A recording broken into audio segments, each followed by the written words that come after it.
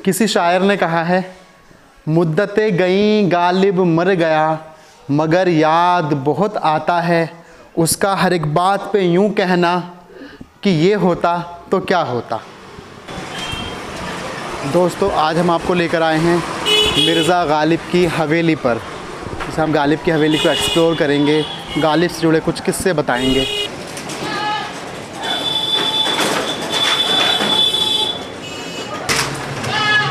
Hello दोस्तों, आपका बहुत बहुत स्वागत है हमारे यूट्यूब चैनल पर। आज हमको लेकर आए मिर्ज़ा गालिब की हवेली। आइए,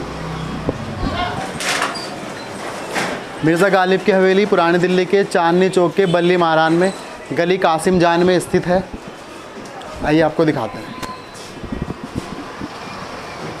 इस हवेली का जो म्यूज़ियम बनाया गया है, इसका ओपनिंग टाइम है सुबह के 11 बजे से लेकर शाम के 6 बजे तक। बाकी मंडे और बाकी जो सरकारी छुट्टी होती हैं उसको ये क्लोज़ रहती है।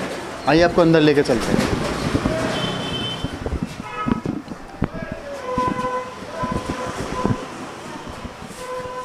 में एंटर करेंगे। गली कासिम जान के अंदर उल्टे हाथ पे एक मस्जिद बनी हुई है। शायद इसी मस्जिद के बारे में गालिब ने कहा था, मस्जिद के ज़ेरे साए एक घर बना लिया है, बंदाए कमीना हम साया खुदा है। मिर्ज़ा गालिब का जन्म आगरा में हुआ था सन 1797 में। बाद में गालिब दिल्ली आए और उनका पूरा नाम असदुल्ला खां गालिब था। 13 वर्ष की उम्र में उमराव बेगम से उनका विवाह हो गया। 11 वर्ष की आयु में उन्होंने लिखना शुरू करा था और गालिब उनका तखल्लुस है, यानी कि शायरी का नाम तखल्लुस है। आइए आपको गालिब की हवेली अंदर से दिखाते हैं। ये देखिए, पुराने ज़माने की चौसर, आज के ज़माने का लूडो आप कह सकते हैं, जो उस ज़माने में खेली जाती थी। रंग बिरंगे पत्थर और सीप का प्रयोग किया गया है इसमें। गालिब से संबंधित कुछ किताबें यहाँ पे लगाई गई हैं। गालिब इनकलाबे 57 यानी 1857 के स्वतंत्रता संग्राम के ताल्लुक़ से गालिब के बारे में लिखा गया है। हमीदा सुल्तान अहमद, इस तरह की किताबें दिखाई गई हैं। और गालिब के ज़माने की शतरंज भी आप देख सकते हैं। बस के दुश्वार है हर काम का आसान होना, आदमी को भी मयस्सर नहीं इंसान होना। आइए अपने अगले कमरे में चलते हैं। गालिब ने शायरी में बहुत सारे दीवान लिखे। गालिब ने अपनी शायरी फ़ारसी भाषा से शुरू करी थी। फ़ारसी में उन्हें इतनी प्रसिद्धि नहीं मिली जितनी उन्हें उर्दू में प्रसिद्धि मिली। गालिब के हाथ से लिखे हुए दीवान अपने हाथ से लिखे थे। आप देखिए, यहाँ पे लिखा हुआ है, पुराने ज़माने का ये हाथ का लिखा हुआ, जिसमें से उर्दू में लिखा हुआ है, हैंड राइटिंग है, नीचे हिंदी में भी लिख के दिया गया है। मैं आपको बताता हूँ क्या क्या लिखा हुआ है। हमसे खुल जाओ बंदख्त भी मैं परस्ती बवक्त में परस्ती एक दिन, वरना हम छेड़ेंगे रखकर अज़्र मस्ती एक दिन। कर्ज़ की पीते हैं लेकिन समझते थे कि हाँ रंग लाएगी हमारी फाका मस्ती एक दिन। यहाँ शराब के ताल्लुक़ से उन्होंने लिखा है कि कर्ज़ लेके पीते हैं लेकिन रंग लाएगी हमारी फाका नशी एक दिन। अभी गालिब से देखिए, यहाँ पे बर्तन रखे हुए हैं, जिस प्रकार के बर्तन तांबे के और पीतल के उस ज़माने में प्रयोग होते थे। लोटा है, कटोरा है, गिलास है, इस तरह से बर्तन हैं। और यहाँ चचा गालिब बैठे हुए हैं जैसे किसी का इंतज़ार कर रहे हों। और ये शराब रखी है, पीतल के गिलास रखे हुए हैं और अभी ये जाम नोश फरमाएंगे।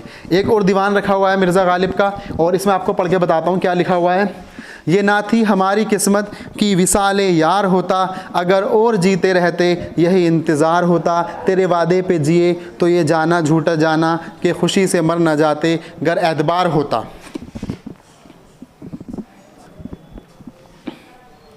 देखिए, यहाँ पे कुछ स्टैंप दिखाई गई हैं जो पाकिस्तान की सरकार ने, देखिए लिखा गालिब के नाम पे जारी किए थे। 1797 से 1869 लिखा हुआ है इस तरीके से उर्दू में पाकिस्तान। ये पंजाबी में भी लिखा हुआ है और इस तरीके से यहाँ पे लिखा हुआ है।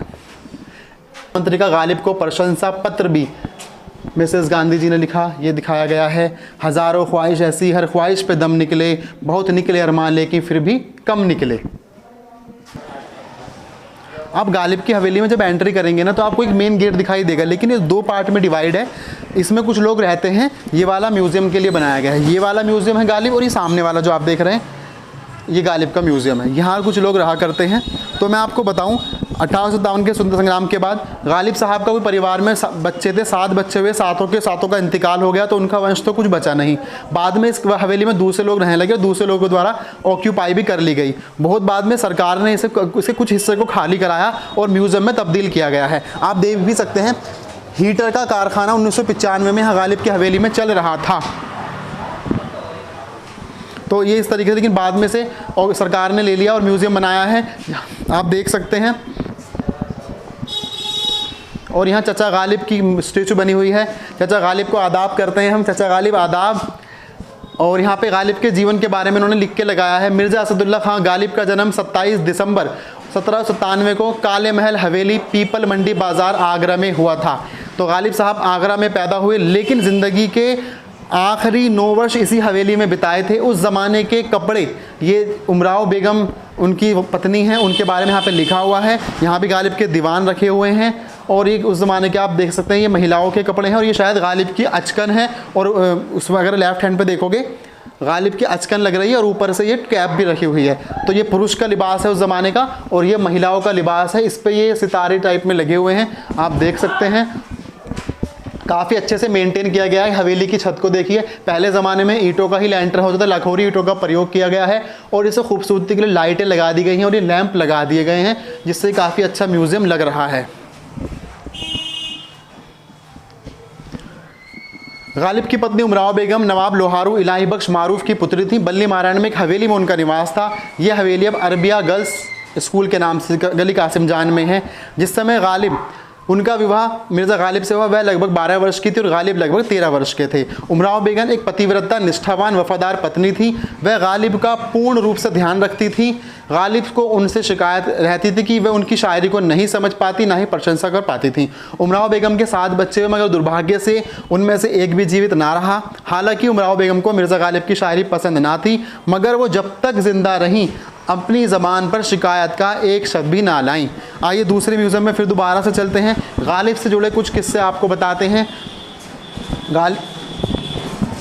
बुद्दौला और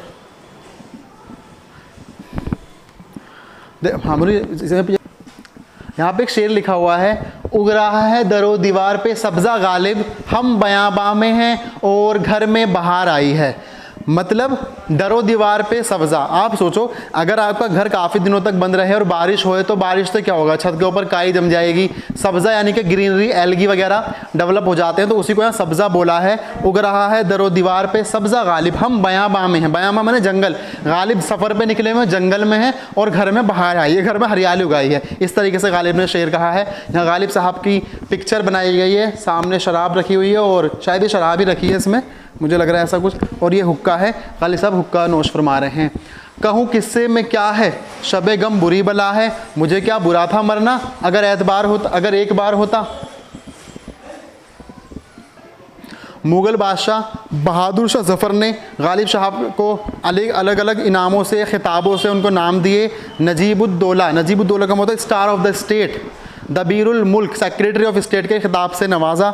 बहादुर शाह ज़फ़र ने अपने बेटे को गालिब साहब से पढ़ने के लिए भेजा, यानी गालिब साहब को उनका टीचर बनाया। गालिब साहब की काव्य प्रतिभा का आप अंदाज़ा लगाइए कि कितने बड़े कवि थे। एक बार क्या होता है, उसमें ज़माने में एक शायर थे ज़ोक, जो काफ़ी बड़े शायर थे और वो बहादुर ज़फ़र के काफ़ी करीबी थे।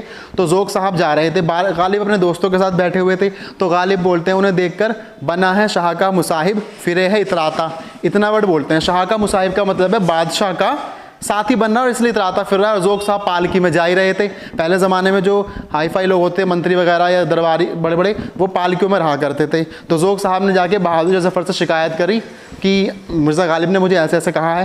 तो गालिब साहब जब दरबार में गए तो बहादुर ज़फ़र ने बोला, आपने ऐसा कहा? तो उन्होंने बोला, नहीं, मैंने उन्हें नहीं कहा, मैंने तो अपनी गज़ल लिखी थी, उसका एक हिस्सा है वो। तो उन्होंने कहा, ज़ोक साहब भी कहाँ पीछे रहते? बोला, अगर आपकी गज़ल थी तो आप पूरी गज़ल सुनाओ। गालिब ने तुरंत ही बोल दिया, बना है शाह का मुसाहिब फिर है इतराता, वरना तो इस शहर में गालिब की आबरू क्या है। तो उन्होंने कहा, तो मैं अपने को कह रहा था कि मैं आपका साथी हूँ, इसलिए इतरा के फिर रहा हूँ, वरना मेरी क्या वैल्यू है दिल्ली में। तो उन्होंने कहा, अगर आपकी गज़ल है तो और सुनाओ पूरी। तो गालिब साहब कहते हैं, बना है शाह का मुसाहिब फिर है इतराता, वरना तो इस शहर में गालिब की आबरू क्या है। हर एक बात पे कहते हो तुम, तू क्या है, तुम ही बताओ, ये अंदाज़े गुफ्तगू क्या है। तो ये हमारे गालिब साहब, तो ये उनकी हवेली है। और गालिब साहब ने अपने जीवन के लगभग 9 वर्ष आखिरी यहीं गुजारे। उनकी कब्र, आप निज़ामुद्दीन जाएंगे अगर, तो निज़ामुद्दीन दरगाह से पहले ही गालिब एकेडमी है, उसके पीछे लोहारू का कब्रिस्तान है, जो कि उनके ससुराल वालों का कब्रिस्तान था। वहीं पर गालिब साहब की, उनकी बेगम उमराव बेगम, उनके 7 बच्चों की कब्र है। वो हमने अपने चैनल पे एक वीडियो में पहले डाल चुके हैं, आप उसे भी देख सकते हैं। इसके अलावा गालिब साहब से जुड़ी गालिब एकेडमी काफ़ी सारी नॉलेज है और हमने आपको दिखाया था, वहाँ बहुत सारी किताबें हैं गालिब साहब से संबंधित। गालिब साहब अगर इंग्लिश में लिखते तो ये मानो वो इंग्लिश के शेक्सपियर कहलाते।